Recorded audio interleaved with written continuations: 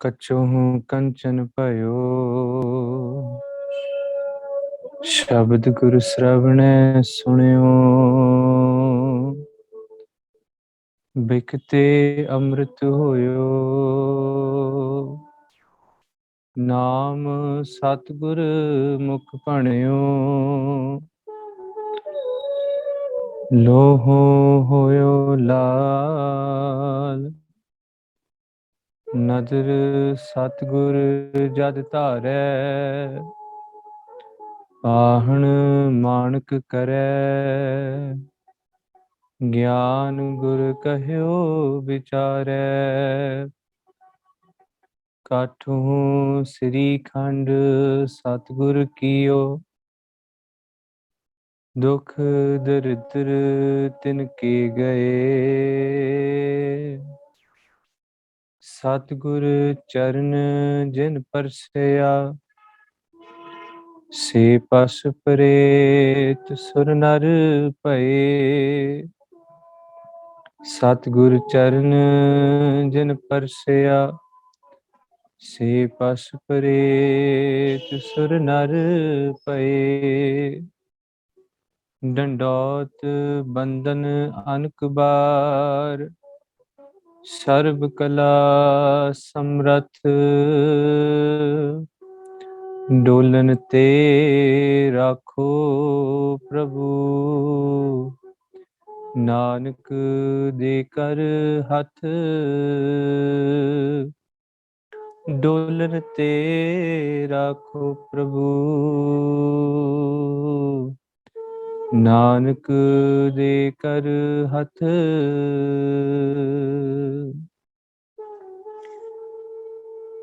परम सन्मानयोग गुरु की साजी नवाजी गुरु रूप गुरु प्यारी साध संगत जीओ आओ असी विचार नूं आरंभ करिए। इस तो पहला सच्चे पातशाह साहिब श्री गुरु गोबिंद सिंह महाराज जी दी बख्शी हुई फतेह दी सांझ पाइए।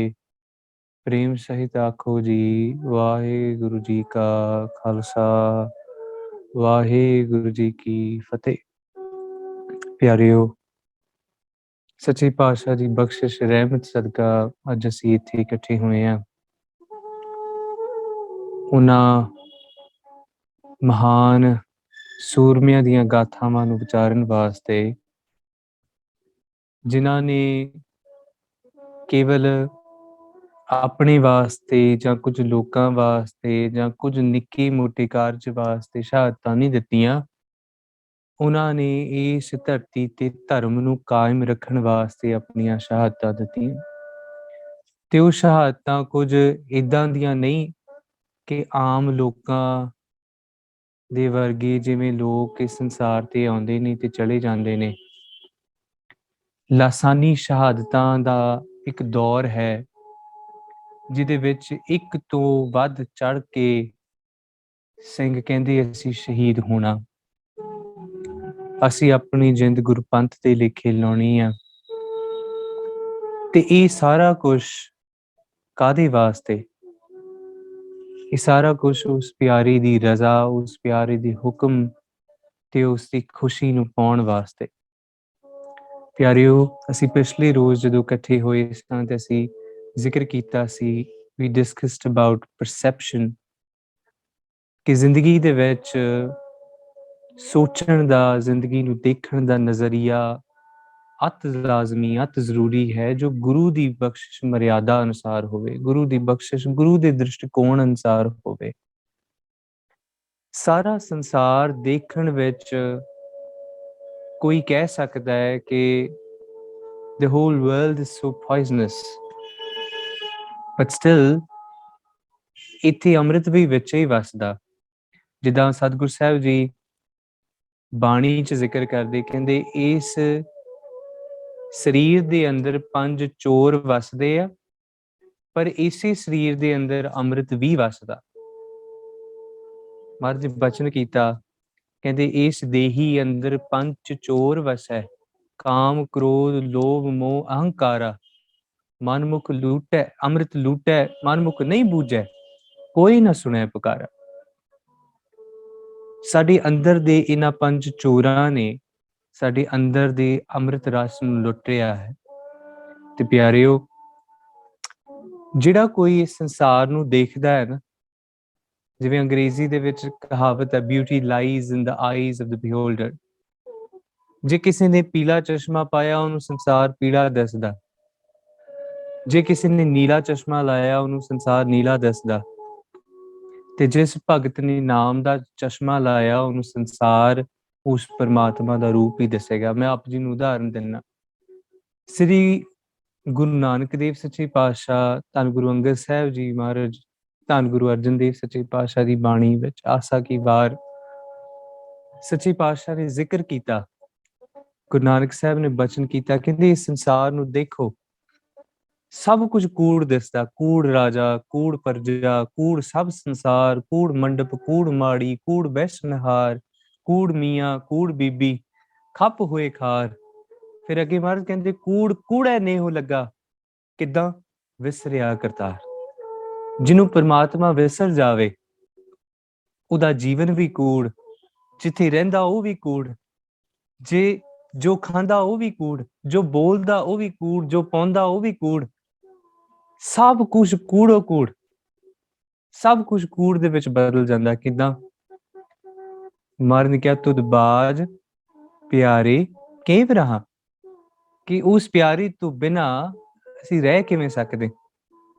ਪਰ ਪਿਆਰਿਓ, ਦੂਜੇ ਪਾਸੇ ਮਹਾਰਾਜ ਬਚਨ ਕਰਦੇ, ਕਹਿੰਦੇ ਦੇਖੋ ਸਭ ਕੁਝ ਸੱਚਾ ਹੈ। ਇਹ ਸੰਸਾਰ ਸੱਚਾ ਕਿਵੇਂ ਹੈ? ਆਪਾਂ ਬਚਨ ਪੜ੍ਹਦੇ ਹਾਂ, ਸੱਚੀ ਤੇਰੀ ਕੁਦਰਤ ਸੱਚੇ ਪਾਤਸ਼ਾਹ, ਕਿ ਪ੍ਰਮਾਤਮਾ ਨੇ ਬਣਾਈ ਸੋਹਣੀ ਕੁਦਰਤ ਵੀ ਸੱਚੀ ਹੈ। ਸੱਚੇ ਤੇਰੇ ਖੰਡ, ਸੱਚੇ ਬ੍ਰਹਮੰਡ, ਸੱਚੇ ਤੇਰੇ ਲੋਹ, ਸੱਚੇ ਆਕਾਰ, ਸਭ ਕੁਝ ਸੱਚਾ। ਕਿੱਦਾਂ? ਜਦੋਂ ਪ੍ਰਮਾਤਮਾ ਦੀ ਹੋਂਦ ਦਾ ਅਹਿਸਾਸ ਹੋਣਾ ਸ਼ੁਰੂ ਹੁੰਦਾ ਹੈ, ਜਦੋਂ ਮਹਿਸੂਸ ਹੋਣਾ ਸ਼ੁਰੂ ਹੁੰਦਾ ਹੈ ਕਿ ਪ੍ਰਮਾਤਮਾ ਹੈ। ਤੇ ਪਿਆਰਿਓ, ਅੱਜ ਜਿੰਨਾ ਸਮਾਂ ਸਤਿਗੁਰ ਸਾਹਿਬ ਜੀ ਸਾਨੂੰ ਬਖਸ਼ਿਸ਼ ਕੀਤਾ, ਅਸੀਂ ਕੋਸ਼ਿਸ਼ ਕਰਾਂਗੇ ਕਿ ਉਸ ਲਾਸਾਨੀ ਇਤਿਹਾਸ ਦੀਆਂ ਕੁਝ ਝਲਕੀਆਂ ਅਸੀਂ ਵਾਚਣ ਦਾ ਯਤਨ ਕਰਾਂਗੇ। ਉਹਨਾਂ ਬਾਬਿਆਂ ਦੀਆਂ ਗਾਥਾਵਾਂ ਨੇ ਜਿਨ੍ਹਾਂ ਨੇ ਆਮ ਤੌਰ ਤੇ ਕਾਗਜ਼ ਦੇ ਉੱਪਰ ਕਲਮ ਨਾਲ ਇਤਿਹਾਸ ਲਿਖਿਆ ਜਾਂਦਾ, ਸਿਆਹੀ ਦੀ ਵਰਤੋਂ ਕੀਤੀ ਜਾਂਦੀ, ਪਰ ਉਹਨਾਂ ਬਹਾਦਰ ਜੁਝਾਰੂ ਸੂਰਮਿਆਂ ਨੇ ਆਪਣੀ ਲਹੂ ਦੇ ਨਾਲ ਆਪਣਾ ਇਤਿਹਾਸ ਲਿਖਿਆ। ਤੇ ਇਤਿਹਾਸ ਕੇਵਲ ਏਦਾਂ ਨਹੀਂ ਕਿ ਉਸ ਸਮੇਂ ਵਾਪਰਿਆ, ਉਦੋਂ ਹੋਇਆ ਸੀ, ਨਹੀਂ ਪਿਆਰਿਓ। ਇਤਿਹਾਸ ਸਾਡੇ ਵਿਦਵਾਨ ਕਹਿੰਦੇ ਦੇਹਲੀ ਦੀਪਕ ਹੁੰਦਾ। ਦੇਹਲੀ ਦੀਪਕ ਉਹ ਹੁੰਦਾ ਜਿਹੜਾ ਦੀਪਕ ਦਹਲੀਜ਼ ਦੇ ਵਿੱਚ ਪਿਆ ਹੋਵੇ, ਜਿਸ ਦੀਪਕ ਤੋਂ ਘਰ ਦੇ ਅੰਦਰ ਵੀ ਰੋਸ਼ਨੀ ਆਉਂਦੀ ਹੈ ਤੇ ਘਰ ਦੇ ਬਾਹਰ ਵੀ ਰੋਸ਼ਨੀ ਆਉਂਦੀ। ਪਿਆਰਿਓ, ਇਤਿਹਾਸ ਉਹ ਦੇਹਲੀ ਦੀਪਕ ਹੁੰਦਾ ਜਿਹੜਾ ਸਾਡੇ ਪਿਛੋਕੜ ਦੇ ਬਾਰੇ ਜਾਣਕਾਰੀ ਤੇ ਦਿੰਦਾ ਹੈ, ਪਰ ਸਾਡੇ ਆਉਣ ਵਾਲੇ ਭਵਿੱਖ ਦੀ ਵੀ ਸੇਧ ਸਾਨੂੰ ਪ੍ਰਦਾਨ ਕਰਦਾ ਕਿ ਸਾਡਾ ਆਉਣ ਵਾਲਾ ਭਵਿੱਖ ਕਿਹੋ ਜਿਹਾ ਹੋਵੇ। ਤੇ ਪਿਆਰਿਓ, ਮੈਂ ਬਾਰ-ਬਾਰ ਪਿਛਲੇ ਰੋਜ਼ ਵੀ ਅਸੀਂ ਬੇਨਤੀ ਕੀਤੀ ਸੀ ਕਿ ਪਰਸੈਪਸ਼ਨ ਇਜ਼ ਦ ਕੀ। ਜਦੋਂ ਤੱਕ ਸਾਡੀ ਜ਼ਿੰਦਗੀ ਦੇ ਵਿੱਚ ਉਹ ਨਜ਼ਰੀਆ ਨਹੀਂ ਆਉਂਦਾ, ਉਦੋਂ ਤੱਕ ਹਰ ਇੱਕ ਚੀਜ਼ ਸੁਭਾਵਿਕ ਤੌਰ ਤੇ ਵੈਲਿਊਲੈਸ ਲੱਗੇਗੀ। ਏਦਾਂ ਲੱਗੇਗਾ, ਨਹੀਂ ਇਹ ਕੁਝ ਹੈ ਹੀ ਨਹੀਂ, ਇਤਿਹਾਸ ਕੁਛ ਨਹੀਂ ਹੁੰਦਾ। ਆਮ ਤੌਰ ਤੇ ਅਸੀਂ ਕਹਿੰਦੇ ਹਾਂ ਇਤਿਹਾਸ ਕੁਛ ਨਹੀਂ ਹੁੰਦਾ, ਜਾਂ ਅਸੀਂ ਕਹਿੰਦੇ ਹਾਂ ਕਿ ਨਹੀਂ ਬਾਣੀ ਕੁਛ ਨਹੀਂ ਗੀ, ਜਾਂ ਆਪਾਂ ਕਹਿੰਦੇ ਹਾਂ ਨਹੀਂ ਸਾਨੂੰ ਮਿਲਿਆ ਕੀ ਪੰਥ ਵਿੱਚ, ਜਾਂ ਆਪਾਂ ਕਹਿ ਦਈਏ, ਕਈ ਲੋਕ ਕਹਿੰਦੇ ਦਸਤਾਰ ਦਾ ਕੀ, ਦਸਤਾਰ ਦਾ ਕੋਈ ਰੋਲ ਨਹੀਂ ਸਿੱਖ ਪੰਥ। ਕੋਈ ਕਹਿ ਦਿੰਦਾ ਕੇਸਾਂ ਦਾ ਕੀ ਮਤਲਬ ਹੈ। ਆਪਾਂ ਅੰਦਰੋਂ ਸਿੱਖੀ ਚਾਹੀਦੀ ਹੈ, ਬਾਹਰ ਸਿੱਖੀ ਦੀ ਕੀ ਮਤਲਬ ਹੈ। ਪਰ ਨਹੀਂ ਪਿਆਰਿਓ, ਅਸਲ ਗੱਲ ਉੱਥੋਂ ਸ਼ੁਰੂ ਹੁੰਦੀ ਹੈ ਜਦੋਂ ਅਸੀਂ ਆਪਣੇ ਜੀਵਨ ਵਿੱਚ ਉਸ ਨਜ਼ਰੀਏ ਤੋਂ ਸਿੱਖੀ ਨੂੰ ਜਾਂ ਉਸ ਨਜ਼ਰੀਏ ਤੋਂ ਜ਼ਿੰਦਗੀ ਨੂੰ ਦੇਖਦੇ ਹਾਂ ਜਿਹਨਾਂ ਨਜ਼ਰੀਆ ਗੁਰੂ ਸਾਨੂੰ ਦਿੰਦਾ। ਤੇ ਪਿਆਰਿਓ, ਜ਼ਰਾ ਝਾਤ ਮਾਰੀਏ ਬਾਬਾ ਅਜੀਤ ਸਿੰਘ ਵੱਲ, ਜ਼ਰਾ ਝਾਤ ਮਾਰੀਏ ਬਾਬਾ ਜੁਝਾਰ ਸਿੰਘ ਵੱਲ, ਧੰਨ ਬਾਬਾ ਜ਼ੋਰਾਵਰ ਸਿੰਘ, ਧੰਨ ਬਾਬਾ ਫਤਿਹ ਸਿੰਘ ਵੱਲ। ਪਿਆਰਿਓ, ਇਹ ਸਾਡੇ ਸਿੱਖ ਪੰਥ ਦੇ ਥੰਮ ਨੇ ਜਿਨ੍ਹਾਂ ਨੇ ਆਪਣੀਆਂ ਸ਼ਹਾਦਤਾਂ ਦੇ ਕੇ ਸਿੱਖ ਪੰਥ ਨੂੰ ਸੰਭਾਲਿਆ। ਪਿਆਰਿਓ, ਜਦੋਂ ਅਸੀਂ ਬਾਬਾ ਅਜੀਤ ਸਿੰਘ ਦੇ ਜੀਵਨ ਬਾਰੇ ਪੜ੍ਹਦੇ ਹਾਂ ਨਾ, ਜਾਂ ਬਾਬਾ ਜੁਝਾਰ ਸਿੰਘ, ਬਾਬਾ ਜ਼ੋਰਾਵਰ ਸਿੰਘ, ਬਾਬਾ ਫਤਿਹ ਸਿੰਘ ਦੇ ਜੀਵਨ ਬਾਰੇ ਪੜ੍ਹਦੇ ਹਾਂ, ਸਾਨੂੰ ਇਤਿਹਾਸ ਵਿੱਚ ਏਦਾਂ ਦੇ ਕਈ ਉਦਾਹਰਣ ਮਿਲਦੇ ਆ ਕਿ ਬਚਪਨ ਦੇ ਵਿੱਚ ਉਹਨਾਂ ਨੇ ਸਿੱਖੀ ਨੂੰ ਦ੍ਰਿੜ ਕੀਤਾ। ਹੁਣ ਇਹ ਸ਼ਬਦ ਸੁਭਾਵਿਕ ਹੋ ਸਕਦਾ ਹੈ, ਆਪਾਂ ਕਹਿ ਸਕਦੇ ਹਾਂ ਕਿ ਚਲੋ ਉਹ ਗੁਰੂ ਗੋਬਿੰਦ ਸਿੰਘ ਮਹਾਰਾਜ ਜੀ ਦੇ ਫਰਜ਼ੰਦ ਨੇ, ਆਨੰਦਪੁਰ ਦੇ ਵਿੱਚ ਆਸ-ਪਾਸ ਬੜੇ ਸਾਰੇ ਸਿੱਖ ਨੇ, ਪਰ ਇਹ ਸੋਚਣ ਵਾਲੀ ਗੱਲ ਹੈ ਕਿ ਕਈ ਵਾਰੀ ਜਦੋਂ ਬਹੁਤ ਲੋਕ ਸਿੱਖੀ ਦੇ ਨੇੜੇ ਹੁੰਦੇ ਨੇ ਨਾ, ਉਹ ਸਿੱਖੀ ਤੋਂ ਸਭ ਤੋਂ ਦੂਰ ਹੁੰਦੇ ਨੇ। ਉਹਦਾ ਇੱਕ ਕਾਰਨ ਹੈ ਕਿ ਉਹਨਾਂ ਨੂੰ ਲੱਗਦਾ ਹੈ ਕਿ ਸਭ ਕੁਝ ਐਵੇਂ ਹੀ ਹੈ, ਇਹ ਤੇ ਸਾਨੂੰ ਵਿਰਾਸਤ ਵਿੱਚ ਮਿਲ ਗਿਆ। ਬਾਬਾ ਅਜੀਤ ਸਿੰਘ ਨੂੰ ਸਿੱਖੀ ਵਿਰਾਸਤ ਵਿੱਚ ਮਿਲੀ, ਬਾਬਾ ਜ਼ੋਰਾਵਰ ਸਿੰਘ, ਬਾਬਾ ਜੁਝਾਰ ਸਿੰਘ, ਬਾਬਾ ਫਤਿਹ ਸਿੰਘ ਨੂੰ ਸਿੱਖੀ ਵਿਰਾਸਤ ਵਿੱਚ ਮਿਲੀ।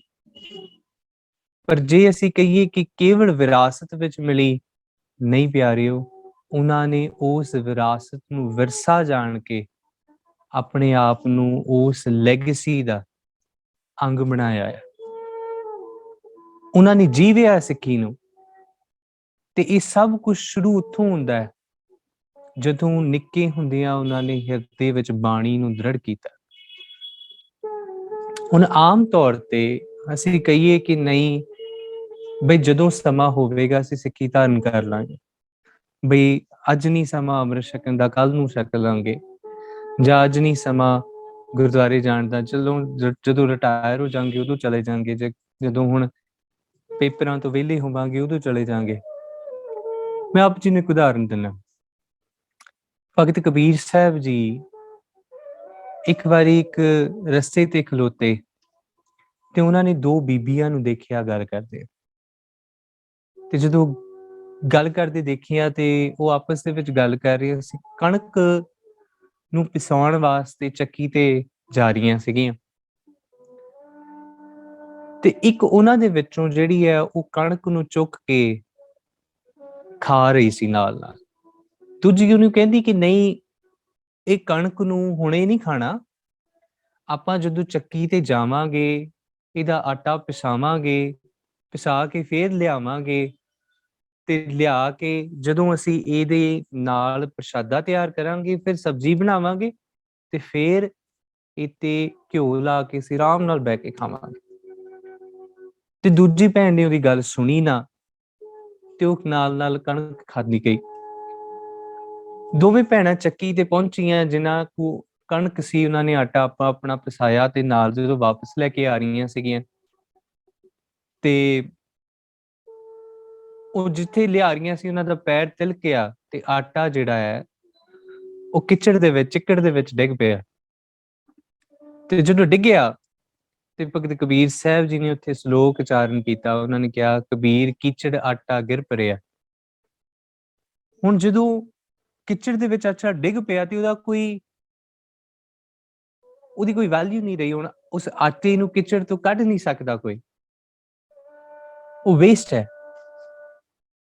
ਹੁਣ ਭਗਤ ਕਬੀਰ ਸਾਹਿਬ ਨੇ ਆਪਣੇ ਚਿੰਤਨ ਦੇ ਵਿੱਚ ਇਸ ਬਿਰਤੀ ਨੂੰ ਦੇਖਿਆ। ਕਹਿੰਦੇ ਉਹਨਾਂ ਦੋਨਾਂ ਭੈਣਾਂ ਦੇ ਵਿੱਚੋਂ ਲਾਹੇ ਵਿੱਚ ਕੌਣ ਰਿਹਾ, ਫਾਇਦੇ 'ਚ ਕੌਣ ਰਿਹਾ?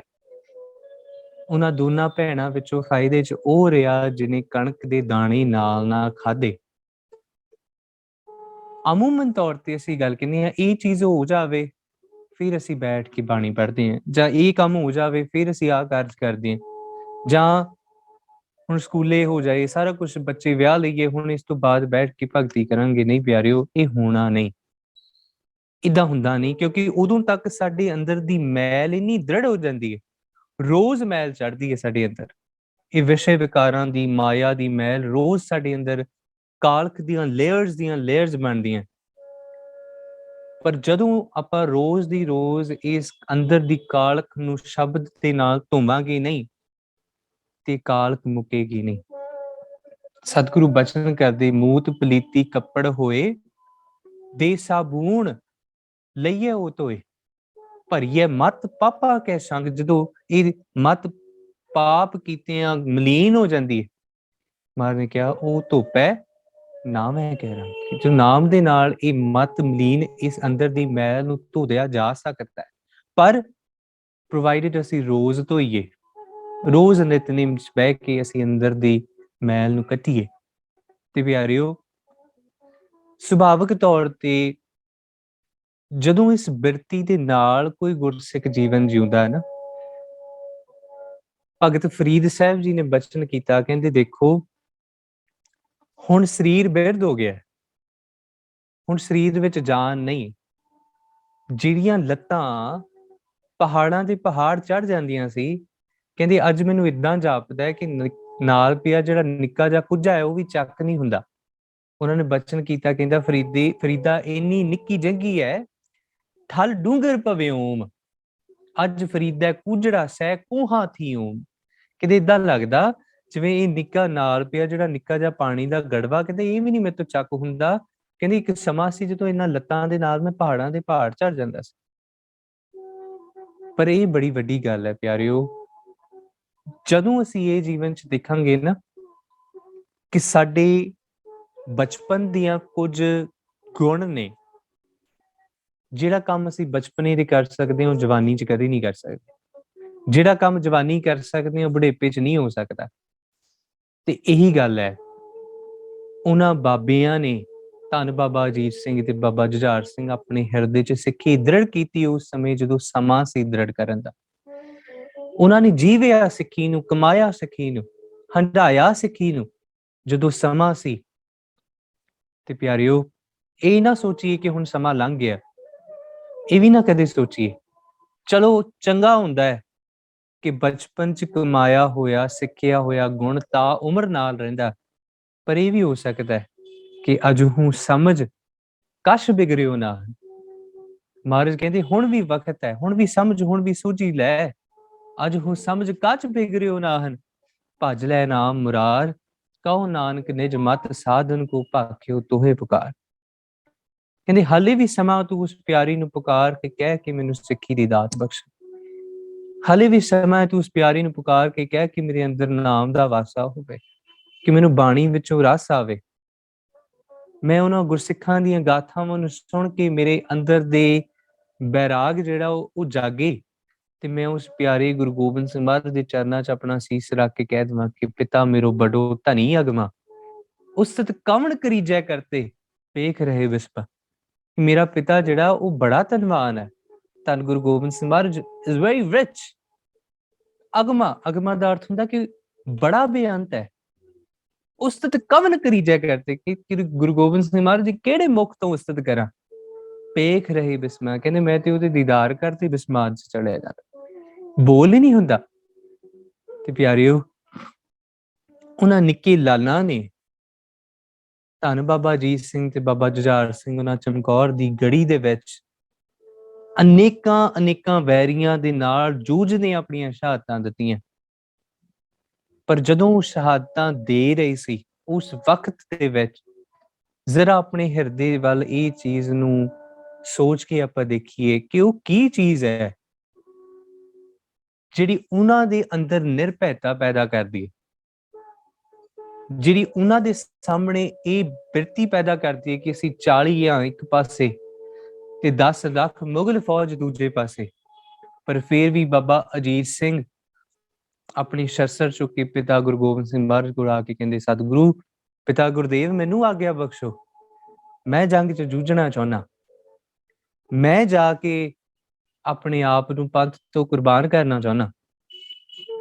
ਉਹ ਕੀ ਚੀਜ਼ ਹੈ ਜਿਹੜੀ ਉਹਨਾਂ ਦੇ ਅੰਦਰ ਇੰਨੀ ਦ੍ਰਿੜਤਾ ਪੈਦਾ ਕਰਦੀ ਹੈ। ਆਪਾਂ ਪਿਛਲੇ ਰੋਜ਼ ਵੀ ਇਹ ਗੱਲ ਕੀਤੀ ਸੀ ਕਿ 5.25 ਸਾਲ ਦਾ ਬੱਚਾ ਪ੍ਰਹਿਲਾਦ ਹੈ, ਪਰ ਨਿਰਭੈਤਾ ਚ ਆ ਕੇ ਆਪਣੇ ਪਿਤਾ ਦੇ ਜਦੋਂ ਗਰਦਨ ਤੇ ਤਲਵਾਰ ਰੱਖੀ ਤਾਂ ਵੀ ਉਹ ਪ੍ਰਹਿਲਾਦ ਡਰਿਆ ਨਾ ਤੇ ਕਹਿੰਦਾ ਨਹੀਂ ਨਹੀਂ ਛੋਡੋ ਨੇ ਬਾਬਾ ਰਾਮ ਨਾਮ, मेरो और पढ़न स्यो नहीं काम, नहीं छੱਡ ਸਕਦਾ। ਕਿਉਂ? ਕਿਉਂਕਿ ਉਸ ਬਿਰਤੀ ਵਿੱਚੋਂ, ਉਸ ਆਨੰਦ ਵਿੱਚੋਂ ਮੈਂ ਆਪਣੇ ਆਪ ਨੂੰ ਕੱਢ ਨਹੀਂ ਸਕਦਾ ਜੋ ਮੈਨੂੰ ਬਾਣੀ ਨੇ ਦਿੱਤਾ। ਉਹ ਬਖਸ਼ਿਸ਼ਾਂ ਜੋ ਮੈਨੂੰ ਗੁਰਪੰਥ ਵਿੱਚੋਂ ਮਿਲੀਆਂ ਉਹ ਮੈਨੂੰ ਕਿਤੇ ਨਹੀਂ ਮਿਲਣੀਆਂ। ਅੱਜ ਤੁਸੀਂ ਦੇਖੋ ਵੈਸਟਰਨ ਕੰਟਰੀਜ਼ ਦੇ ਵਿੱਚ there's so many people when you travel to western countries, there's so many people who are very rich but they don't have contentment. ਉਹਨਾਂ ਦਾ ਹਿਰਦਾ ਸ਼ਾਂਤ ਨਹੀਂ, ਅੰਦਰ ਤ੍ਰਿਸ਼ਨਾ ਦੀ ਅੱਗ ਭਾਂਬੜ ਮਚ ਕੇ ਉਹਨਾਂ ਨੂੰ ਅੰਦਰੋਂ ਗਾਲ ਦਿੰਦੀ ਹੈ। ਐਂਡ ਉਹ ਫਿਰ ਇੱਕ ਵੈਸਟਰਨ ਕੰਟਰੀਜ਼ ਦੇ ਵਿੱਚ ਸ਼ਬਦ ਵਰਤਦੇ ਆ ਹੀਲਿੰਗ, ਇੰਟਰਨਲ ਹੀਲਿੰਗ, ਜਿਹਨੂੰ mindfulness, there's so many terms in it. go to western countries, ਲੋਕੀ ਭੱਜਦੇ ਆ ਇਸ ਪਾਸੇ ਕਿ ਹੁਣ ਕੋਈ ਸਾਡੇ ਅੰਦਰ ਸ਼ਾਂਤੀ ਸਾਨੂੰ ਮਿਲ ਜਾਏ, ਪੈਸਾ ਬੜਾ ਕਮਾ ਲਿਆ ਹੈਗਾ, ਪਰ ਅੰਦਰ ਦੀ ਤ੍ਰਿਸ਼ਨਾ ਦੀ ਅੱਗ, ਅੰਦਰ ਦੀ ਲੋਭ ਦੀ ਅੱਗ, ਅੰਦਰ ਸ਼ਾਂਤ ਚੈਨ ਨਹੀਂ ਮਿਲ ਰਿਹਾ। ਤੇ ਪਿਆਰਿਓ, ਬਾਬਾ ਜੁਝਾਰ ਸਿੰਘ, ਉਹ ਕੀ ਸ਼ਾਂਤੀ ਸੀ ਜਿਹੜਾ ਜਦੋਂ ਉਹਨਾਂ ਦੇਖਿਆ ਆਪਣੇ ਭਰਾ ਨੂੰ ਸ਼ਹੀਦ ਹੁੰਦੇ ਆ ਤੇ ਆਮ ਤੌਰ ਤੇ ਲੋਕ ਕੰਬ ਜਾਂਦੇ ਆ, ਪਰ ਬਾਬਾ ਅਜੀਤ ਸਿੰਘ ਕਹਿੰਦੇ ਜਿਹੜਾ ਆਨੰਦ ਮੇਰੇ ਭਰਾ ਨੇ ਭੋਗਿਆ, ਕਹਿੰਦੇ ਉਹ ਆਨੰਦ ਮੈਨੂੰ ਵੀ ਚਾਹੀਦਾ। ਜਿਹੜਾ ਆਨੰਦ ਮੇਰੇ ਭਰਾ ਨੇ ਮਹਿਸੂਸ ਕੀਤਾ ਨੇੜਿਓਂ, ਮੈਂ ਵੀ ਉਸ ਆਨੰਦ ਨੂੰ ਮਹਿਸੂਸ ਕਰਨਾ ਚਾਹੁੰਦਾ। ਪਿਤਾ ਗੁਰਦੇਵ ਮੈਨੂੰ ਵੀ ਆਗਿਆ ਬਖਸ਼ੋ। ਸੱਚੇ ਪਾਤਸ਼ਾਹ ਜੀ ਨੇ ਥਾਪੜਾ ਦਿੱਤਾ ਤੇ ਜਿੱਦਾਂ ਜਿੱਦਾਂ ਸਾਹਿਬਜ਼ਾਦੇ ਸ਼ਹੀਦ ਹੋਏ, ਸੱਚੇ ਪਾਤਸ਼ਾਹ ਕੱਚੀ ਗੜੀ ਤੋਂ ਖੜ ਕੇ ਉਸ ਅਕਾਲ ਪੁਰਖ ਦਾ ਸ਼ੁਕਰ ਕਰਦੇ, ਜਕਾਰਾ ਲਾਉਂਦੇ। ਤੇ ਇਸ ਬਿਰਤੀ ਨੂੰ ਸਾਨੂੰ ਦ੍ਰਿੜ ਕਰਕੇ ਸਮਝਣਾ ਚਾਹੀਦਾ ਪਿਆਰਿਓ। ਆਪਾਂ ਆਮੂਮਨ ਤੌਰ ਤੇ ਬਚਨ ਪੜ੍ਹਦੇ ਹਾਂ ਧੰਨ ਗੁਰੂ ਗੋਬਿੰਦ ਸਿੰਘ ਮਹਾਰਾਜ ਜੀ ਦੇ, ਮਹਾਰਾਜ ਕਹਿੰਦੇ ਦੇਖੋ ਇਹ ਜਿਹੜੀ ਬਖਸ਼ਿਸ਼ ਹੈ ਨਾ ਪਰਮਾਤਮਾ ਨੂੰ ਅੰਗ ਸੰਗ ਜਾਣਨ ਦੀ, ਇਹ ਕੇਵਲ ਸੁੱਖਾਂ ਦੇ ਵਿੱਚ ਹੀ ਦ੍ਰਿੜ ਹੋ ਸਕਦੀ ਹੈ। ਮੈਂ ਆਪ ਜੀ ਨੂੰ ਉਦਾਹਰਨ ਦਿੰਦਾ, ਜਦੋਂ ਦੁੱਖ ਆਉਂਦੇ ਨੇ ਨਾ ਪਿਆਰਿਓ, ਇਹ ਸਾਡੀ ਸਭ ਤੋਂ ਵੱਡੀ ਪ੍ਰੀਖਿਆ ਹੁੰਦੀ ਹੈ। ਜਦੋਂ ਦੁੱਖ ਆਉਂਦੇ ਨੇ, ਆਪਣੇ ਹਿਰਦੇ ਵਿੱਚ ਸੋਚ ਕੇ ਦੇਖੀਏ, ਉਸ ਵੇਲੇ ਸਾਡਾ ਭਰੋਸਾ ਉਸ ਪਿਆਰੇ ਪ੍ਰਮਾਤਮਾ ਸਤਿਗੁਰੂ ਤੋਂ ਡੋਲਦਾ, ਤੇ ਜਦੋਂ ਡੋਲਦਾ ਫਿਰ ਅਸੀਂ ਕਹਿਣ ਲੱਗ ਜਾਂਦੇ ਹਾਂ ਬਈ ਉਹ ਤੇ ਬਾਣੀ ਨਹੀਂ ਪੜ੍ਹਦਾ, ਉਹਨੂੰ ਇੰਨੇ ਸਾਰੇ ਸੁੱਖ ਮਿਲੇ, ਮੈਂ ਤੇ ਰੋਜ਼ ਗੁਰਦੁਆਰੇ ਆਉਂਦਾ, ਮੈਂ ਤੇ ਰੋਜ਼ ਸੇਵਾ ਕਰਦਾ, ਮੈਂ ਰੋਜ਼ ਬਾਣੀ ਪੜ੍ਹਦਾ, ਪਰ ਫਿਰ ਮੈਨੂੰ ਇਹਨੇ ਦੁੱਖ ਕਿਉਂ? ਮੇਰੇ ਜੀਵਨ ਵਿੱਚ ਇੰਨੀਆਂ ਕਠਿਨਾਈਆਂ ਕਿਉਂ? ਮੇਰੇ ਜੀਵਨ ਵਿੱਚ ਇਹ ਸਾਰੀਆਂ ਘਟਨਾਵਾਂ ਕਿਉਂ ਵਾਪਰਦੀਆਂ? ਤੇ ਆਪਾਂ ਉਸ ਵੇਲੇ ਪਰਮਾਤਮਾ ਨੂੰ ਪੁੱਛਣ ਲੱਗ ਜਾਂਦੇ ਹਾਂ ਕਿ ਤੇਰੇ ਕਰਕੇ ਹੋਇਆ। ਨਹੀਂ ਪਿਆਰਿਓ, ਜਦੋਂ ਸੁੱਖ ਹੋਵੇ ਨਾ ਪਿਆਰਿਓ, ਉਸ ਵੇਲੇ ਆਪਣਾ ਭਰੋਸਾ ਆਪਣੇ ਸਤਿਗੁਰੂ ਤੇ ਦ੍ਰਿੜ ਕਰਨਾ ਚਾਹੀਦਾ। ਕਿਉਂ? ਜਦੋਂ ਤੁਸੀਂ ਦੇਖੋ ਜਿਹੜੇ ਕਸ਼ਤੀਆਂ ਚਲਾਉਂਦੇ, ਜਹਾਜ਼ ਚਲਾਉਂਦੇ ਨੇ ਨਾ, ਜਦੋਂ ਉਹਨਾਂ ਨੇ ਜਹਾਜ਼ਾਂ ਨੂੰ ਲੈ ਕੇ, ਪਾਣੀ ਵਾਲੇ ਜਹਾਜ਼ਾਂ ਨੂੰ ਸਮੁੰਦਰ ਦੇ ਵਿੱਚ ਜਾਣਾ ਹੁੰਦਾ ਹੈ, ਤੇ ਉਹ ਲਾਈਫ ਜੈਕਟਸ ਰੱਖਦੇ ਨੇ ਨਾਲ, ਤੇ ਲਾਈਫ ਜੈਕਟ ਜਦੋਂ ਰੱਖਦੇ ਤੇ ਉਹਨਾਂ ਨੂੰ ਕਿਸੇ ਪੁੱਛਿਆ, ਕਹਿੰਦੇ ਤੁਸੀਂ ਦੱਸੋ, ਕਹਿੰਦੇ ਜੇ ਕੀ ਇਹ ਜਹਾਜ਼ ਡੁੱਬ ਸਕਦਾ?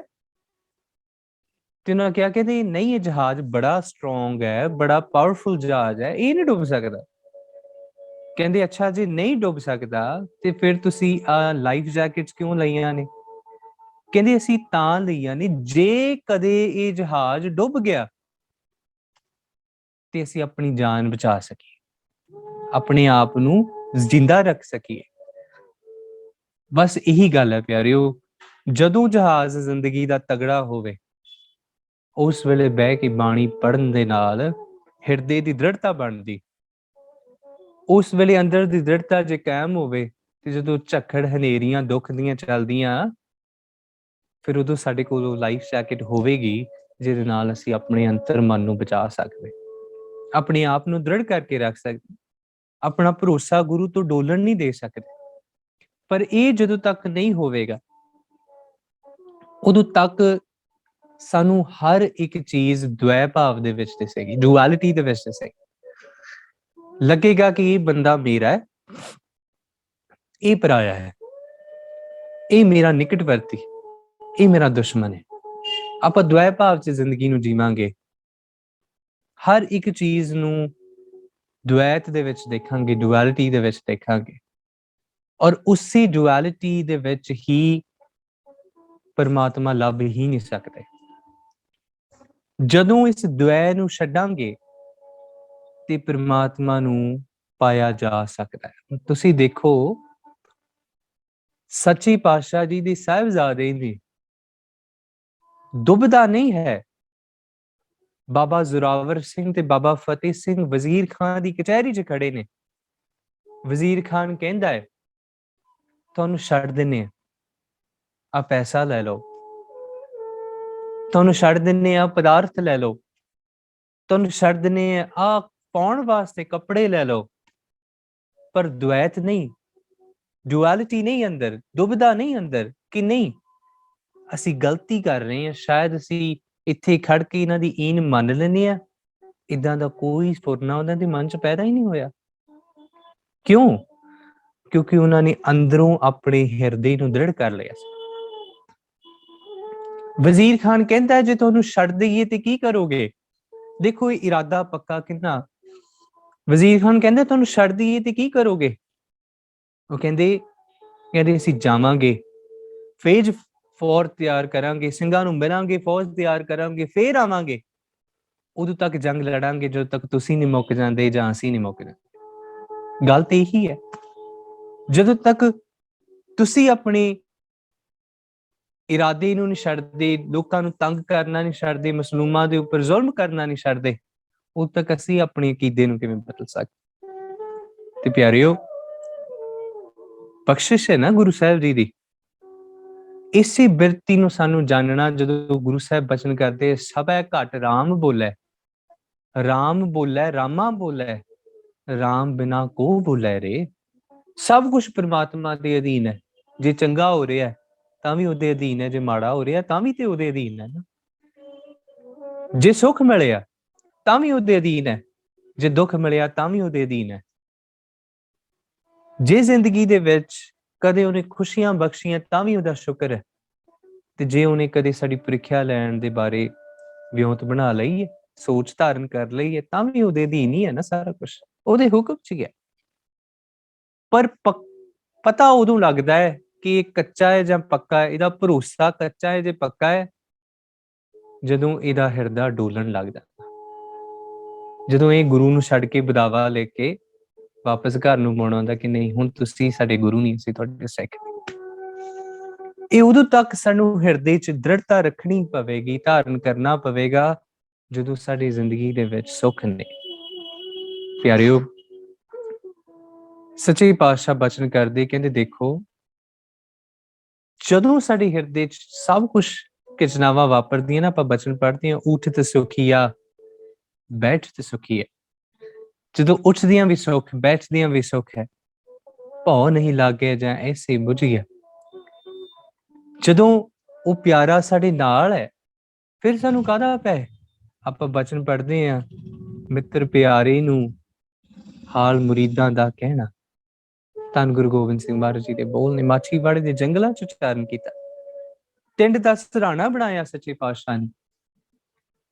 ਜਦੋਂ ਸਾਹਿਬਜ਼ਾਦੇ ਸ਼ਹੀਦ ਹੋ ਚੁੱਕੇ ਨੇ, ਸਭ ਕੁਝ ਭਾਣਾ ਵਾਪਰਿਆ, ਪਰ ਸੱਚੇ ਪਾਤਸ਼ਾਹ ਜੀ ਦੇ ਹਿਰਦੇ ਦੀ ਦ੍ਰਿੜਤਾ ਮਾਰ ਕਹਿੰਦੀ ਨਹੀਂ, ਮਿੱਤਰ ਪਿਆਰੇ ਨੂੰ ਹਾਲ ਮੁਰੀਦਾਂ ਦਾ ਕਹਿਣਾ, ਤੁਧ ਬਿਨ ਰੋਗ ਰਜਾਈਆਂ ਦਾ ਓਢਣ, ਨਾਗ ਨਿਵਾਸਾ ਦੇ ਰਹਿਣਾ। ਕਹਿੰਦੇ ਦੇਖੋ ਅਸੀਂ ਆਮ ਤੌਰ ਤੇ ਇਹਨਾਂ ਦਿਨਾਂ ਦੇ ਵਿੱਚ ਮਖਮਲੀ ਗੱਦੀਆਂ ਤੇ ਗਰਮ ਕੰਬਲਾਂ ਦੇ ਵਿੱਚ, ਰਜਾਈਆਂ ਦੇ ਵਿੱਚ ਆਪਣੇ ਆਪ ਨੂੰ ਗਰਮ ਰੱਖਦੇ। ਸੱਚੇ ਪਾਤਸ਼ਾਹ ਕਹਿੰਦੇ ਤੁਧ ਬਿਨ ਰੋਗ ਰਜਾਈਆਂ ਦਾ ਓਢਣ। ਕਹਿੰਦੇ ਰਜਾਈਆਂ ਨੇ, ਪਰ ਜੇ ਤੂੰ ਉਹਨਾਂ ਰਜਾਈਆਂ ਵਿੱਚ ਨਹੀਂ, ਕਹਿੰਦੇ ਉਹ ਰਜਾਈਆਂ ਵੀ ਮੈਨੂੰ ਸੱਪਾਂ ਦੇ ਡੰਗ ਵਾਂਗੂ ਜਾਪਦੀਆਂ। ਤੁਧ ਬਿਨ ਰੋਗ ਰਜਾਈਆਂ ਦਾ ਓਢਣ, ਨਾਗ ਨਿਵਾਸਾ ਦੇ ਰਹਿਣਾ। ਫਿਰ ਉਹਨਾਂ ਨੇ ਬਚਨ ਕੀਤਾ, ਕਹਿੰਦੇ ਦੇਖੋ ਸੂਲ ਸਰਾਹੀ ਖੰਜਰ ਪਿਆਲਾ। ਕਹਿੰਦੇ ਦੇਖੋ ਇਹ ਸਰਾਹੀ ਜਿਹੜੀ ਹੈ ਜਿਹਦੇ ਚ ਲੋਕ ਪਾ ਕੇ ਸ਼ਰਾਬ ਤੇ ਰਸ ਪਦਾਰਥ ਛਕਦੇ ਆ, ਕਹਿੰਦੇ ਏਦਾਂ ਜਿੱਦਾਂ ਕੰਡੇ ਚੁਭਦੇ ਆ, ਇਹਨਾਂ ਪਿਆਲਿਆਂ ਦੇ ਵਿੱਚ ਲੋਕ ਵੱਖ-ਵੱਖ ਪਦਾਰਥ ਛਕਦੇ, ਕਹਿੰਦੇ ਖੰਜਰਾਂ ਵਾਂਗੂ ਚੁਭਦੇ ਆ। ਕਹਿੰਦੇ ਸੂਰ ਸੁਰਾਹੀ ਖੰਜਰ ਪਿਆਲਾ ਬੈਂਗ ਕਸਾਈਆਂ ਦਾ ਸਹਿਣਾ। ਜਦੋਂ ਮੁਸਲਮਾਨੀ ਤਰੀਕੇ ਨਾਲ ਕਿਸੇ ਨੂੰ ਹਲਾਲ ਕੀਤਾ ਜਾਂਦਾ ਤੇ ਉੱਥੇ ਇਹਦੀ ਗਰਦਨ ਦੇ ਵਿੱਚ ਬੈਂਗ ਮਾਰਦੇ ਆ ਤਾਂ ਕਿ ਉਹਦਾ ਜਿੰਨਾ ਖੂਨ ਹੈ ਉਹ ਨਿਕਲ ਜਾਵੇ। ਜਦੋਂ ਖੂਨ ਨਿਕਲ ਜਾਂਦਾ ਤੇ ਉਹਨੂੰ ਫਿਰ ਉਦੋਂ ਪਕਾਉਂਦੇ ਆ। ਤੇ ਸੱਚੇ ਪਾਤਸ਼ਾਹ ਕਹਿੰਦੇ ਉਹ ਜਦੋਂ ਬੈਂਗ ਮਾਰਦੇ ਤੇ ਜਾਨਵਰ ਤੜਫਦਾ ਇੰਨਾ ਕਿ ਉਸ ਬਿਰਤੀ ਦੇ ਵਿੱਚ ਬਹੁਤ ਜ਼ਿਆਦਾ ਦਰਦ, ਬਹੁਤ ਜ਼ਿਆਦਾ ਦੁੱਖ ਹੈ। ਕਹਿੰਦੇ ਬਸ ਏਦਾਂ ਸਾਡਾ ਹਾਲ ਤੇਰੇ ਤੋਂ ਬਿਨਾਂ ਆ। ਬੈਂਗ ਕਸਾਈਆਂ ਦਾ। ਉਹਨਾਂ ਨੇ ਕਿਹਾ ਯਾਰੜੇ ਦਾ ਸਾਨੂੰ ਸੱਥਰ ਚੰਗਾ। ਕਹਿੰਦੀ ਤੇਰਾ ਦੁੱਖ ਦਾ ਵਿਛੋੜਾ ਸਾਨੂੰ ਚੰਗਾ। ਜੇ ਤੂੰ ਨਹੀਂ ਹੈ, ਜੇ ਤੂੰ ਨਹੀਂ ਵੀ ਹੈ ਤਾਂ ਵੀ ਅਸੀਂ ਤੇਰੇ ਵਿਛੋੜੇ ਦੇ ਦੁੱਖ ਵਿੱਚ ਜੀ ਲਾਂਗੇ, ਪਰ ਭੱਠ ਖੇੜਿਆਂ ਦਾ ਰਹਿਣਾ। ਕਹਿੰਦੇ ਏਦਾਂ ਦੇ ਖੇੜੇ, ਏਦਾਂ ਦੇ ਸੁੱਖ ਜਿਹੜੇ ਤੇਰੇ ਤੋਂ ਬਿਨਾਂ ਹੋਣ, ਕਹਿੰਦੇ ਸਾਨੂੰ ਏਦਾਂ ਦੇ ਸੁੱਖਾਂ ਦੀ ਲੋੜ ਕੋਈ ਨਹੀਂ। ਪਿਆਰਿਓ, ਧੰਨ ਬਾਬਾ ਜ਼ੋਰਾਵਰ ਸਿੰਘ, ਧੰਨ ਬਾਬਾ ਫਤਿਹ ਸਿੰਘ ਵਜ਼ੀਰ ਖਾਂ ਦੀ ਕਚਹਿਰੀ 'ਚ ਖੜ ਕੇ ਇੱਕੋ ਗੱਲ ਉਹਨਾਂ ਕਿਹਾ, ਕਹਿੰਦੇ ਨਹੀਂ ਅਸੀਂ ਆਪਣੇ ਅਕੀਦੇ ਤੋਂ ਡੋਲਣਾ ਨਹੀਂ, ਅਸੀਂ ਆਪਣੇ ਧਰਮ ਤੋਂ, ਅਸੀਂ ਆਪਣੇ ਗੁਰੂ ਤੋਂ ਮੁਨਕਰ ਨਹੀਂ ਹੋਣਾ। ਤੇ ਅਸੀਂ ਸਾਰੇ ਜਾਣਦੇ ਉਹਨਾਂ ਸ਼ਹਾਦਤਾਂ ਦਾ ਜਾਮ ਪੀਤਾ, ਸ਼ਹਾਦਤਾਂ ਪ੍ਰਾਪਤ ਕੀਤੀਆਂ। ਤੇ ਪਿਆਰਿਓ, ਇੱਕ ਵਾਰੀ ਇੱਕ ਅੰਗਰੇਜ਼ ਤੇ ਇੱਕ ਸਿੰਘ ਦੀ ਕੁਸ਼ਤੀ ਹੋ ਰਹੀ ਸੀ, ਜੰਗ ਹੋ ਰਹੀ ਸੀ। ਜਿਹੜਾ ਅੰਗਰੇਜ਼ ਸੀ ਬੜਾ ਤਗੜਾ ਸੀ, ਵਾਹਵਾ ਸੀ, ਤੇ ਦੂਜੇ ਪਾਸੇ ਜਿਹੜਾ ਸਿੱਖ ਸੀ ਉਹ ਬਹੁਤਾ ਜ਼ਿਆਦਾ ਟ੍ਰੇਨਡ ਨਹੀਂ, ਉਹਦੀ ਡਾਈਟ ਚੰਗੀ ਨਹੀਂ, ਸਾਰਾ ਕੁਛ। ਤੇ ਦੋਨਾਂ ਦੇ ਵਿੱਚ ਕੁਸ਼ਤੀ ਹੋਈ ਤੇ ਜਿਹੜਾ ਅੰਗਰੇਜ਼ ਸੀ ਉਹ ਜਿੱਤ ਗਿਆ, ਉਹਨੇ ਉਹਦੀ ਪਿੱਠ ਲਾ ਦਿੱਤੀ। ਜਿਹੜਾ ਸਿੰਘ ਸੀ ਉਹ ਖੜਾ ਹੋਇਆ ਤੇ ਖੜਾ ਹੋ ਕੇ ਨੇ ਗੱਲ ਕਹੀ, ਕਹਿੰਦੇ ਉੱਠ ਲੜ ਮੇਰੇ ਨਾਲ। ਤੇ ਅੰਗਰੇਜ਼ ਕਹਿੰਦਾ ਮੈਂ ਤੇਰੇ ਨਾਲ ਹੁਣੇ ਤੇ ਲੜਿਆ, ਹੁਣੇ ਲੜਿਆ, ਮੈਂ ਤੈਨੂੰ ਹੁਣੇ ਹਰਾਇਆ। ਤੇ ਕਹਿੰਦਾ ਨਹੀਂ, ਕਹਿੰਦੇ ਮੈਂ ਹਾਰਿਆ ਨਹੀਂ, ਕਹਿੰਦੇ ਮੈਂ ਹਾਰਿਆ ਨਹੀਂ, ਕਹਿੰਦੇ ਤੂੰ ਉੱਠ ਲੜ ਮੇਰੇ ਨਾਲ, ਤੂੰ ਮੇਰੇ ਨਾਲ ਲੜ, ਉਦੋਂ ਤੱਕ ਲੜ ਜਦੋਂ ਤੱਕ ਮੈਂ ਮੰਨਦਾ ਨਹੀਂ ਮੈਂ ਹਾਰਿਆ। ਤੇ ਉਹਨੇ ਉੱਠ ਕੇ ਕਿਹਾ, ਕਹਿੰਦੇ ਮੈਂ ਮੰਨਦਾ ਹੀ ਨਹੀਂ ਕਿ ਮੈਂ ਹਾਰਿਆ ਜਦੋਂ ਤੱਕ ਮੈਂ ਮੰਨਿਆ ਨਹੀਂ ਮੈਂ ਹਾਰਿਆ ਹੀ ਨਹੀਂ। ਸਾਡੀ ਦੁਬਿਧਾ ਸਭ ਤੋਂ ਵੱਡੀ ਇਹ ਹੈ ਪਿਆਰਿਓ, ਅਸੀਂ ਬੜੀ ਛੇਤੀ ਹਾਰ ਮੰਨ ਲੈਂਦੇ, ਬੜੀ ਛੇਤੀ ਅਸੀਂ ਕਹਿ ਦਿੰਦੇ ਹਾਂ ਕਿ ਨਹੀਂ ਇਹ ਮੇਰੇ ਵਾਸਤੇ ਨਹੀਂਗਾ, this is not for me। Guru Nanak ਦੀ ਸਿੱਖੀ is not for me, Guru Gobind Singh Maharaj the Amrit is not for me। ਆ ਰਹਿਤ ਮਰਿਆਦਾ, ਆ ਕੇਸ ਧਾਰਨ ਕਰਨੀ, ਸਿਰ ਤੇ ਦਸਤਾਰ ਸਜਾਣੀ, ਮੇਰੇ ਵਾਸਤੇ ਨਹੀਂ ਹੈਗੀਆਂ। ਅਸੀਂ ਇਹ ਗੱਲ ਕਹਿ ਦਿੰਦੇ ਹਾਂ, ਮੈਨੂੰ ਇਹ ਕਹਿਣ ਵਿੱਚ ਕੋਈ ਗੁਰੇਜ਼ ਨਹੀਂ, ਤੇ ਮੈਂ ਮਹਾਰਾਜ ਦੇ ਭੈ 'ਚ ਇਹ ਗੱਲ ਕਹਿਣਾ, ਜੇ ਸੱਚੇ ਪਾਤਸ਼ਾਹ ਬਖਸ਼ਿਸ਼ ਕੀਤੀ, ਸਾਹਿਬਜ਼ਾਦੇ ਅੱਜ ਵੀ ਇਸ ਸੰਸਾਰ ਵਿੱਚ ਨੇ, ਅੱਜ ਵੀ ਬਾਬਾ ਅਜੀਤ ਸਿੰਘ ਗੁਰਸਿੱਖਾਂ ਦੇ ਰੂਪ ਵਿੱਚ ਵਿਚਰ ਰਹੇ ਆ, ਅੱਜ ਵੀ ਬਾਬਾ ਜੁਝਾਰ ਸਿੰਘ ਗੁਰਸਿੱਖਾਂ ਦੇ ਰੂਪ ਵਿੱਚ ਵਿਚਰ ਰਹੇ ਆ, ਅੱਜ ਵੀ ਬਾਬਾ ਜ਼ੋਰਾਵਰ ਸਿੰਘ, ਬਾਬਾ ਫਤਿਹ ਸਿੰਘ ਨਿੱਕੇ ਫਰਜ਼ੰਦਾਂ ਦੇ ਰੂਪ ਦੇ ਵਿੱਚ ਵਿਚਰ ਰਹੇ ਆ। ਪਰ ਸਾਨੂੰ ਇਹ ਦੇਖਣਾ ਕਿ ਸਾਨੂੰ ਆਪਣੇ ਬੱਚਿਆਂ ਵਿੱਚੋਂ ਬਾਬਾ ਜ਼ੋਰਾਵਰ ਸਿੰਘ ਦਿਸਦਾ ਕਿ ਨਹੀਂ, ਸਾਨੂੰ ਇਹ ਦੇਖਣਾ ਕਿ ਬਾਬਾ ਫਤਿਹ ਸਿੰਘ ਸਾਨੂੰ ਦਿਸਦਾ ਕਿ ਨਹੀਂ, ਸਾਨੂੰ ਦੇਖਣਾ ਬਾਬਾ ਅਜੀਤ ਸਿੰਘ ਵਰਗੇ ਸਾਡੇ ਪੁੱਤ ਹੁੰਦੇ ਕਿ ਨਹੀਂ, ਅਸੀਂ ਦੇਖਣਾ ਉਹਨਾਂ ਤੋਂ ਸਿੱਖ ਲੈ ਕੇ ਸਾਡੇ ਬੱਚੇ ਕਿੰਨੀ ਕੁ ਧਰਮ ਵਾਸਤੇ ਆਪਣੇ ਆਪ ਨੂੰ, ਆਪਣੇ ਜੀਵਨ ਨੂੰ, ਆਪਣੀ ਕਿਰਿਆ ਨੂੰ, ਆਪਣੇ ਕਾਰਜਾਂ ਨੂੰ ਲਾਉਂਦੇ ਕਿ ਨਹੀਂ। And we lose very early. ਅਸੀਂ ਕਹਿ ਦਿੰਦੇ ਹਾਂ ਵੀ ਮੇਰੇ ਤੋਂ ਨਹੀਂ ਹੁੰਦਾ ਜਾਂ ਅਸੀਂ ਨਹੀਂ ਕਰ ਸਕਦੇ, ਅਸੀਂ ਤਾਂ ਏਦਾਂ ਹੀ ਆ। ਜਿਵੇਂ ਆਮ ਤੌਰ ਤੇ ਤੁਸੀਂ ਕਿਸੇ ਨਾਲ ਗੱਲ ਕਰੋ ਵੀ ਮੈਂ ਤੇ ਨਾਸਤਿਕ ਹੀ ਹਾਂ, ਹੁਣ ਇਹ ਬੜਾ ਵੱਡਾ ਸ਼ਬਦ ਹੈ। ਨਾਸਤਿਕ ਸ਼ਬਦ ਹੈ ਜਿਹਦਾ ਅਰਥ ਬਣਦਾ ਨਾ ਆਸਤਿਕ, ਜਿਹਨੂੰ ਕੋਈ ਆਸ ਹੀ ਨਾ ਹੋਵੇ, ਜਿਹਨੂੰ ਕੋਈ ਉਮੀਦ ਹੀ ਨਾ ਹੋਵੇ, ਬਸ ਸਾਰੇ ਉਮੀਦ ਦੇ ਦੀਵੇ ਬੁਝ ਗਏ। ਨਹੀਂ ਪਿਆਰਿਓ, ਆਪਣੀ ਉਮੀਦਾਂ ਦੇ ਦੀਵਿਆਂ ਨੂੰ ਜਗਾ ਕੇ ਉਸ ਪਿਆਰੀ ਦੀ ਉਡੀਕ ਵਿੱਚ ਸਦਾ ਬੈਠਣ ਵਾਲਾ ਸਿੱਖ ਹੈ, ਜਿਹੜਾ ਹਮੇਸ਼ਾ ਉਸ ਪਿਆਰੇ ਦੀ ਯਾਦ ਵਿੱਚ ਬੈਠਾ ਹੋਵੇ ਕਿ ਕਦੇ ਤੇ ਆਵੇਗਾ, ਕਦੇ ਤੇ ਮੈਨੂੰ ਮਿਲੇਗਾ ਨਾ, ਕਦੇ ਤੇ ਮੇਰੇ ਨਾਲ ਸਾਂਝ ਪਾਵੇਗਾ ਨਾ।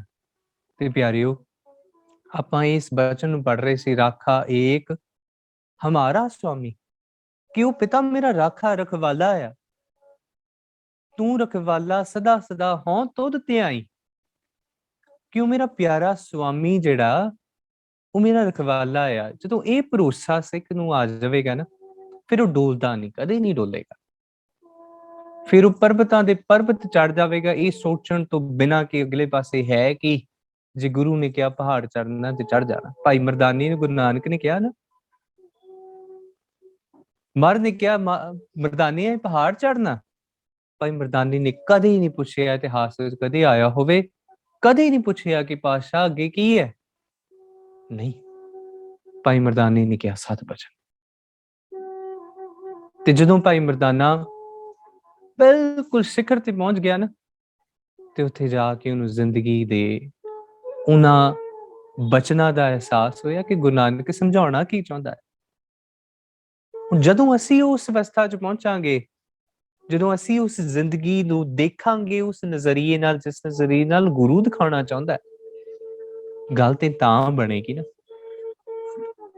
ਅਸੀਂ ਆਪਣੀ ਸੋਚ ਅਨੁਸਾਰ ਸਿੱਖੀ ਨੂੰ ਢਾਲਣ ਦਾ ਯਤਨ ਕੀਤਾ, ਆਪਣੀ ਸੋਚ ਅਨੁਸਾਰ ਜ਼ਿੰਦਗੀ ਨੂੰ ਸਮਝਣ ਦਾ ਯਤਨ ਕੀਤਾ, ਪਰ ਨਹੀਂ।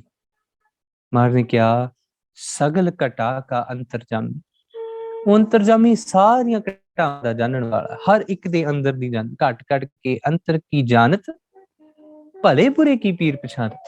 ਉਹ ਹਰ ਇੱਕ ਦੇ ਅੰਦਰ ਦੀ ਜਾਣਨ ਵਾਲਾ, ਸਾਡੇ ਅੰਦਰ ਦੀ ਵੀ ਬੁੱਝਣ ਵਾਲਾ, ਸਮਝਣ ਵਾਲਾ ਹੈ। ਅਸੀਂ ਇਹ ਕਹੀਏ ਕਿ ਨਹੀਂ ਉਹ ਨਹੀਂ ਜਾਣਦਾ ਮੇਰੇ ਹਿਰਦੇ 'ਚ ਕੀ ਹੋ ਰਿਹਾ, ਨਹੀਂ, ਇਹ ਅਥਕਥ ਨਹੀਂ ਹੋਵੇ। ਉਹ ਜਾਣਦਾ ਹੈ ਮੇਰੇ ਹਿਰਦੇ 'ਚ ਕੀ ਚੱਲ ਰਿਹਾ। ਉਹ ਜਾਣਦਾ ਅਸੀਂ ਕਿੰਨੇ ਕੁ ਪੱਕੇ ਆ। ਬਾਹਰੋਂ ਭਾਵੇਂ ਏਦਾਂ ਹੱਥ ਜੋੜ ਕੇ ਗੁਰੂ ਗ੍ਰੰਥ ਸਾਹਿਬ ਮਹਾਰਾਜ ਨੂੰ ਆਪਣਾ ਗੁਰੂ ਆਖੀ ਜਾਈਏ, ਸਾਨੂੰ ਪਤਾ ਹੈ ਸਾਡਾ ਹਿਰਦਾ ਕਿੰਨਾ ਕੁ ਡੋਲਦਾ ਹੈ। ਬਾਹਰੋਂ ਹੱਥ ਜੋੜ ਕੇ ਭਾਵੇਂ ਗੁਰੂ ਗੋਬਿੰਦ ਸਿੰਘ ਮਹਾਰਾਜ ਨੂੰ ਆਪਣਾ ਗੁਰੂ ਕਹੀ ਜਾਈਏ, ਪਰ ਜੇ ਅੱਜ ਗੁਰੂ ਗੋਬਿੰਦ ਸਿੰਘ ਮਹਾਰਾਜ ਨੇ ਆ ਕੇ ਬਚਨ ਕਹਿ ਦਿੱਤਾ ਮੈਨੂੰ ਸੀਸ ਦੀ ਲੋੜ ਆ, ਕਿ ਸਾਡੇ ਸੀਸ ਤਿਆਰ ਨੇ? ਬੜੀ ਵੱਡੀ ਗੱਲ ਹੈ ਪਿਆਰਿਓ। ਮਹਾਰਾਜ ਬਚਨ ਕਰਦੇ ਕਹਿੰਦੇ ਸੋਏ ਅਚਿੰਤਾ ਜਾਗ ਅਚਿੰਤਾ। ਹੁਣ ਇਹ ਜਦੋਂ ਹਿਰਦੇ 'ਚ ਬਾਣੀ ਦ੍ਰਿੜ ਕਰ ਲੈਂਦੇ ਆ ਨਾ ਗੁਰਸਿੱਖ, ਫਿਰ ਕੀ ਹੁੰਦਾ? ਬਾਣੀ ਆਪਣਾ ਅਸਰ ਦਿਖਾਉਂਦੀ ਹੈ। ਸੋਏ ਅਚਿੰਤਾ, ਸੁੱਤੇ ਹੋਏ ਵੀ ਅਚਿੰਤ ਹੈ। ਹੁਣ ਦੇਖੋ ਸਾਡੇ ਸ਼ਹਿਰਾਂ ਦੇ ਵਿੱਚ ਲੋਕਾਂ ਨੂੰ ਅੱਧੀ ਅੱਧੀ ਰਾਤ ਤੱਕ ਨੀਂਦ ਨਹੀਂ ਆਉਂਦੀ। ਕਿਉਂ? ਪੈਸਾ ਬੜਾ, ਪਦਾਰਥ ਬੜੇ ਆ। ਐਂਡ ਵੀ ਬੀਨ, ਪਿਛਲੀ ਵਾਰੀ ਵੀ ਆਪਾਂ ਗੱਲ ਕੀਤੀ ਸੀ, ਆਪਣੇ ਆਪ ਨੂੰ ਅਸੀਂ ਖੰਡ ਖੰਡ ਕਰਕੇ ਵੰਡ ਦਿੱਤਾ ਹੈ। ਇੱਕ ਭਾਗ ਸਾਡਾ ਇੱਧਰ ਰੁੱਝਿਆ, ਇੱਕ ਭਾਗ ਇੱਧਰ ਰੁੱਝਿਆ, ਇੱਕ ਭਾਗ ਇੱਧਰ ਰੁੱਝਿਆ। ਜਦੋਂ ਤੱਕ ਉਹ ਆਪਣਾ ਸੁਭਾਅ ਜੁੜਦਾ ਨਹੀਂ, ਉਦੋਂ ਤੱਕ ਸਾਡਾ ਹਿਰਦਾ ਜਿਹੜਾ ਉਹ ਕਦੇ ਵੀ ਦੁਐਤ ਤੋਂ ਇੱਕੇ ਤੱਕ ਨਹੀਂ ਜਾ ਸਕਦਾ। ਐਂਡ ਇਸੇ ਗੱਲ ਨੂੰ ਬਾਬਾ ਫਰੀਦ ਸਾਹਿਬ ਬੜੇ ਪਿਆਰ ਦੇ ਬਚਨ ਕਰਦੇ ਹੁੰਦਾ, ਕਿਹਾ ਕਹਿੰਦੇ ਫਰੀਦਾ ਮਨ ਮੈਦਾਨ ਕਰ। ਦੇਖੋ ਬੜੀ ਵੱਡੀ ਗੱਲ ਉਹਨਾਂ ਬਚਨ ਕੀ ਕਹਿੰਦੇ, ਇੱਕ ਕੰਮ ਕਰ, ਤੂੰ ਦੇਖ ਇਹਨਾਂ ਪਹਾੜੀਆਂ ਤੋਂ ਥੱਲੇ ਦੇਖ, ਇਹਨਾਂ ਪਹਾੜੀਆਂ ਦੇ ਥੱਲੇ ਮੈਦਾਨ ਨੇ। ਤੇ ਉਹਨਾਂ ਕਿਹਾ ਕਹਿੰਦੇ ਇੱਕ ਕੰਮ ਕਰ, ਮੈਦਾਨ ਬਣਾ ਲੈ ਆਪਣੇ ਆਪ ਨੂੰ, ਪਹਾੜ ਨਾ ਬਣ। ਕਿਉਂ? ਕਿਉਂਕਿ ਜਿਹੜਾ ਪਹਾੜ ਹੈ ਉਹ ਆਕੜਦਾ ਹੈ, ਉਹ ਚ ਹਉਮੈ ਹੈ। ਪਰ ਤੂੰ ਇੱਕ ਕੰਮ ਕਰ, ਮੈਦਾਨ ਕਰ, ਫਰੀਦਾ ਮਨ ਮੈਦਾਨ ਕਰ।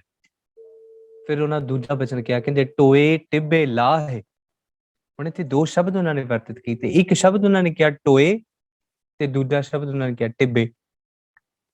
ਜਦੋਂ ਮੈਦਾਨੀ ਇਲਾਕਾ ਹੁੰਦਾ ਨਾ, ਉੱਥੇ ਦੋ ਹੀ ਚੀਜ਼ਾਂ ਹੁੰਦੀਆਂ, ਜਾਂ ਤੇ ਟਿੱਬੇ ਹੁੰਦੇ ਨੇ ਜਾਂ ਫਿਰ ਟੋਏ। ਟੋਏ ਦਾ ਆਪਾਂ ਅਰਥ ਸਮਝਦੇ ਹਾਂ, ਗੱਡੇ ਜਿਹਨੂੰ ਆਪਾਂ ਕਹਿ ਲਈਏ, ਹਨਾ।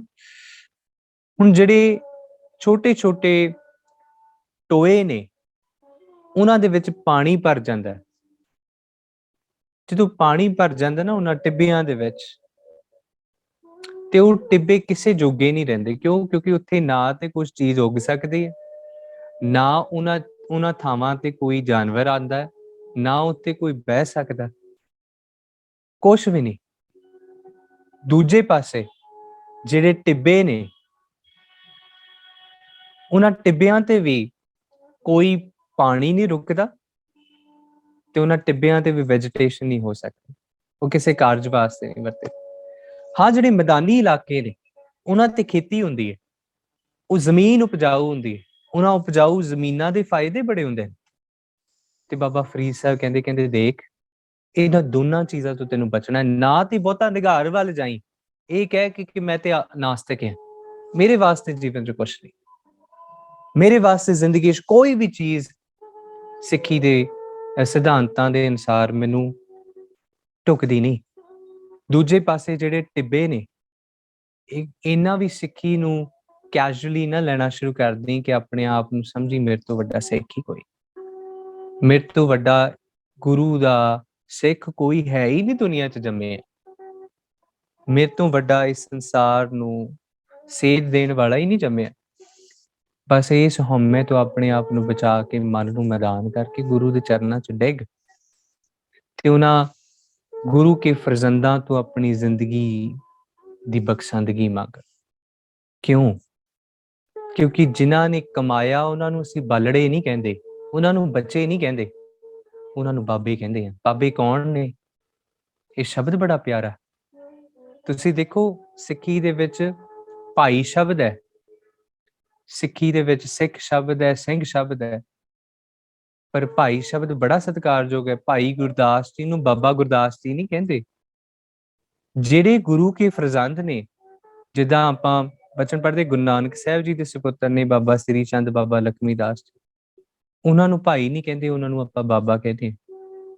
ਏਦਾਂ ਹੀ ਸੱਚੇ ਪਾਤਸ਼ਾਹ ਜੀ ਦੇ ਫਰਜ਼ੰਦ ਗੁਰੂ ਗੋਬਿੰਦ ਸਿੰਘ ਮਹਾਰਾਜ ਦੇ ਲਾਲ ਨੇ ਚਾਰ, ਇਹਨਾਂ ਨੂੰ ਅਸੀਂ ਬਾਬਾ ਕਹਿੰਦੇ ਹਾਂ। ਇਹਨਾਂ ਨੂੰ ਕਹਿਣ ਦਾ ਕਾਰਨ ਕੇਵਲ ਇਹ ਨਹੀਂ ਕਿ ਗੁਰੂ ਗੋਬਿੰਦ ਸਿੰਘ ਮਹਾਰਾਜ ਦੇ ਫਰਜ਼ੰਦ ਨੇ, ਇਹਨਾਂ ਨੂੰ ਬਾਬਾ ਕਹਿਣ ਦਾ ਇੱਕ ਬੜਾ ਵੱਡਾ ਕਾਰਨ ਨੇ ਕਿ ਇਹਨਾਂ ਉਹ ਕਾਰਜ ਕੀਤੇ ਜੋ ਰਹਿਣ ਦੀਆਂ ਸੰਸਾਰ ਤੱਕ ਕੋਈ ਨਹੀਂ ਕਰ ਸਕੇਗਾ, ਕਦੇ ਨਹੀਂ ਕਰ ਸਕੇ। ਕਿਉਂ? ਕਿਉਂਕਿ ਇਹਨਾਂ ਆਪੇ ਨੂੰ ਕੁਰਬਾਨ ਕਰਕੇ ਇੱਕ ਅਜਿਹੀ ਮਿਸਾਲ ਕਾਇਮ ਕਰ ਦਿੱਤੀ ਕਿ ਕੋਈ ਚਾਹ ਕੇ ਵੀ ਹੁਣ ਧਰਮ ਨੂੰ ਕੱਢ ਨਹੀਂ ਸਕਦਾ।